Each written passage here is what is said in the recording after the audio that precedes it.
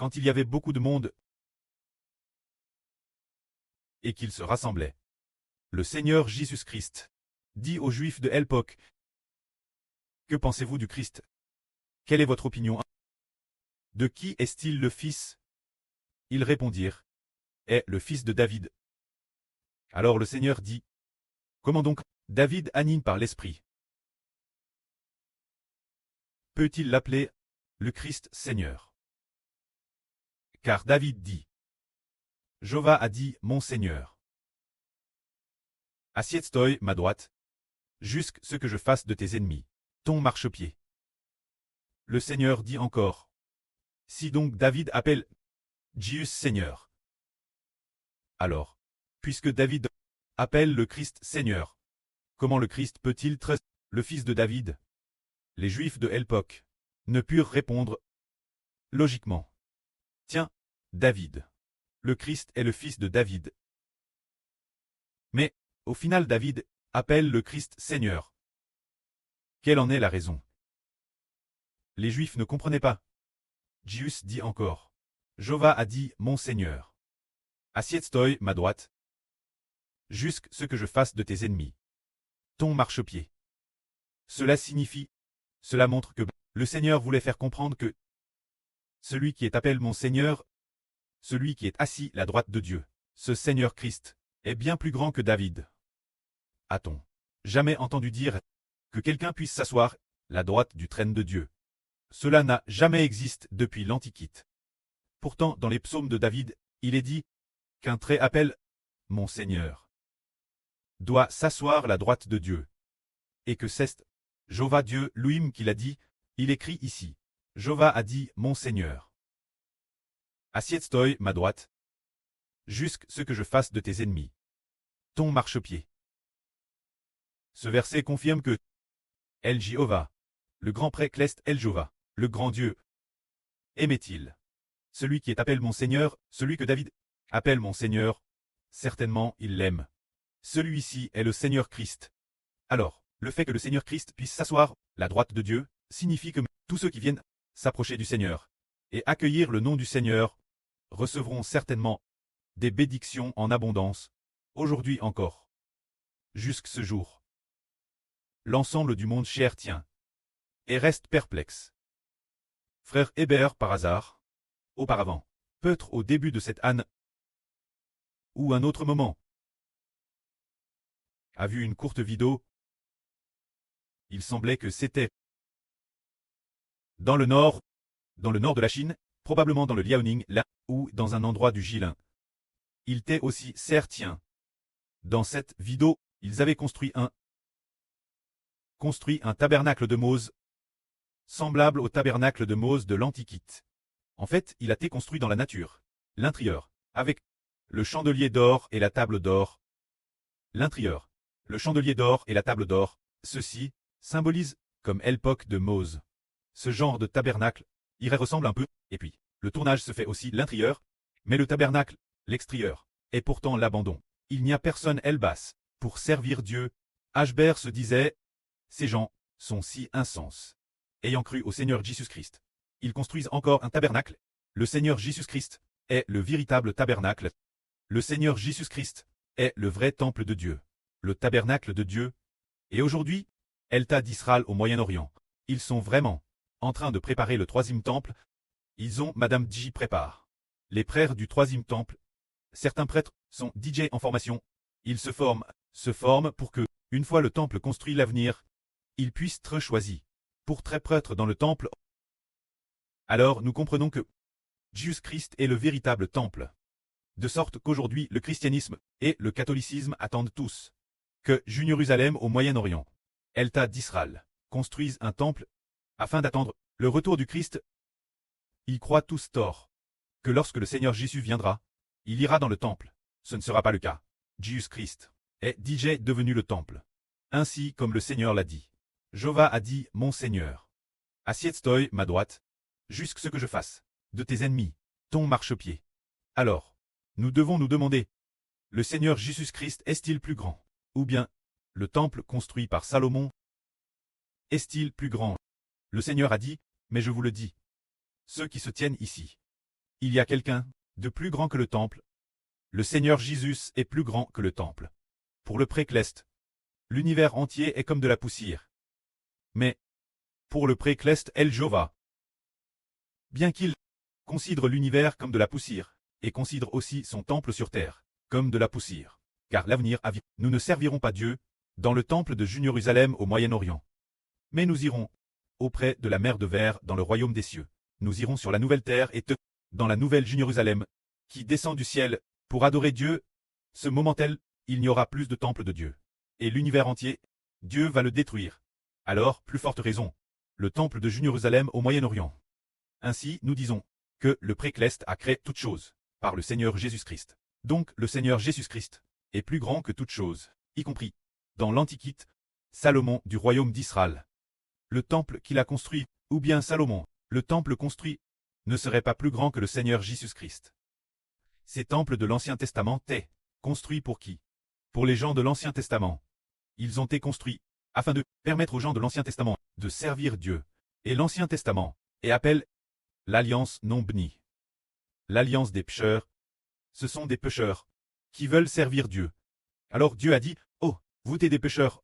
Alors vous ne pouvez certainement pas, sur la mer de verre, me servir. Il vous est également impossible de venir devant moi pour me servir. Cependant, si vous êtes des pécheurs, vous pouvez me servir ainsi. Vous construisez un temple, et dans le temple, offrez des buffles et des brebis en sacrifice pour me servir. Mais vous ne verrez jamais ma face. » C'est de dire que pour les pécheurs, les pécheurs ne peuvent pas voir la face de Dieu.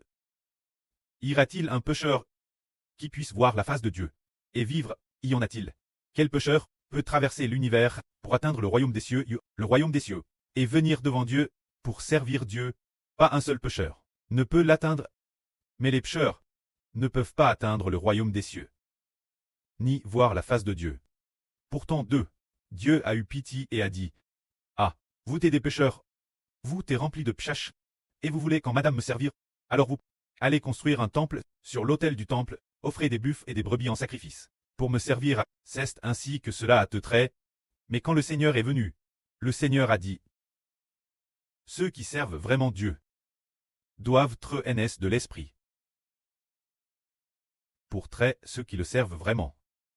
Et quand nous qui servons Dieu, c'est par le nom de Jésus-Christ que nous pouvons atteindre le royaume des cieux. Pour servir Dieu, prenons un exemple. L'époque du roi David. Le roi David est le grand prêtre de l'époque. Tsadok. On choisit 24 classes de prêtres pour servir Dieu. Quant aux 24 classes, chaque classe avait un chef qui conduit. Prêtres de cette classe, chaque classe avait 12 personnes, soit 24 classes au total. Alors, ces 24 personnes étaient les 24 anciens. 24 prêtres officiant comme anciens. Alors, ceux de l'époque de David dans l'Ancien Testament, ces prêtres des 24 anciens, sont-ils plus honorables? Ou bien ceux de cette époque, les prêtres des 24 anciens, sont-ils plus honorables? Voyons donc, les prêtres des 24 anciens de l'Ancien Testament, pouvaient-ils voir la face de Dieu? Non. Mais ceux du Nouveau Testament, les prêtres des 24 anciens, verront l'avenir, la face du précleste. L'époque de David, les prêtres des 24 anciens, pouvaient-ils s'asseoir sur le trône de gloire? Non. Mais les prêtres des 24 anciens du Nouveau Testament seront par le nom du Seigneur Jésus-Christ rachetés, s'assiront sur le trône de gloire pour régner sur l'univers et toutes choses. Cela signifie que les gens de l'Ancien Testament, personne ne peut être prêtre du Nouveau Testament.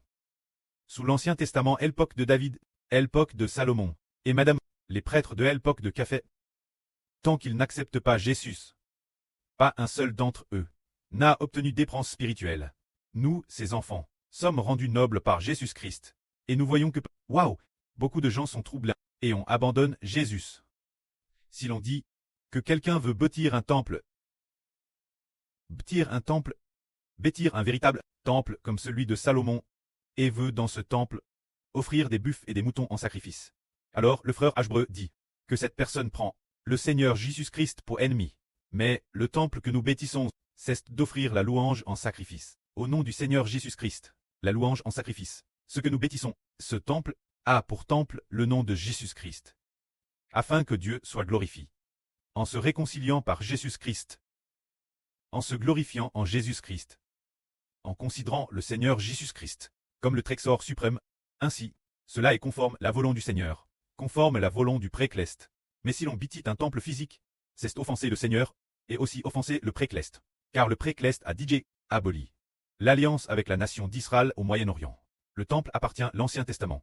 Maintenant, sous le Nouveau Testament, il n'y a plus de temple. Le Nouveau Testament cesse le nom de Jésus-Christ. Qui est notre temple?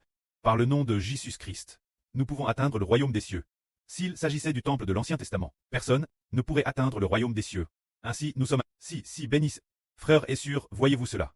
Si vraiment, Dieu exigeait des hommes qu'ils bâtissent réellement le temple de l'Ancien Testament, alors, il n'y aurait pas besoin de Jésus-Christ comme temple. Et le Seigneur Jésus n'aurait pas eu besoin de s'incarner. Il nous suffirait de rendre un culte dans le temple pour avoir la vie éternelle.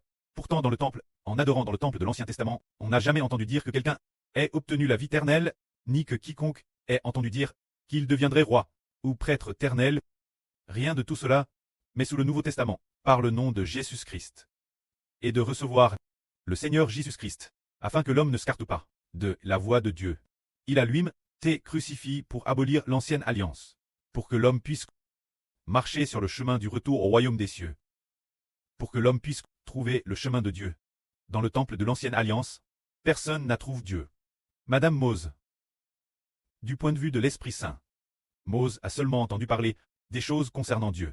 Il n'a pas non plus trouvé ni obtenu ce qui vient de Dieu, la vie éternelle, le souverain sacrificateur de l'ancienne alliance.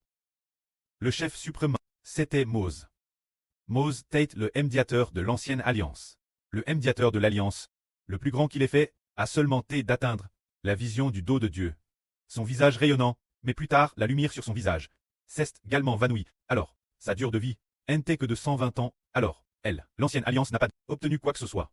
Mais nous, ses enfants, comme le dit le Seigneur, le souverain sacrificateur de la nouvelle alliance, appelle le souverain sacrificateur Christ, doit s'asseoir à la droite de Dieu. Alors tous ceux qui s'appuient sur le Seigneur Jésus-Christ, combien ils sont bénissent. L'ancienne alliance. Servir sous l'ancienne alliance pour devenir le souverain sacrificateur chef de l'ancienne alliance. N'a, madame, pas vu le visage de Dieu. Ne l'a jamais vu. N'a pas non plus entendu la voix de Dieu. N'a pas reçu les enseignements de Dieu. N'a pas non plus reçu l'Esprit de Dieu. Ainsi, l'ancienne alliance a été abolie. L'ancienne alliance tant abolie, nous obtenons le Seigneur Jésus pour la nouvelle alliance. Et c'est dans la nouvelle alliance que nous recevons le Seigneur Jésus-Christ comme notre trésor suprême, que nous recevons le nom du Seigneur Jésus-Christ. Pour la nouvelle alliance, afin que nous puissions nous approcher de Dieu. Et par le nom du Seigneur Jésus-Christ, devenir noble. Mais ce moment-là, le Seigneur a dit. Pourquoi David dit-il? Mon Seigneur, assieds-toi.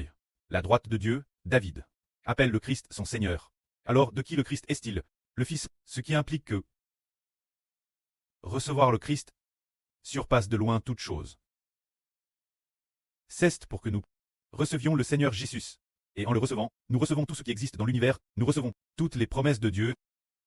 L'apôtre Paul a dit. Les promesses de Jéhovah notre précleste, quel que soit leur nombre, sont toutes en Christ là. Par conséquent, les promesses que notre précleste nous a données, nous les recevons toutes grâce au Christ. Nous déclarons au nom du Seigneur Jésus-Christ. Et nous recevons tout ce que Dieu a promis. Que la gloire soit auprès et au Seigneur. Amen.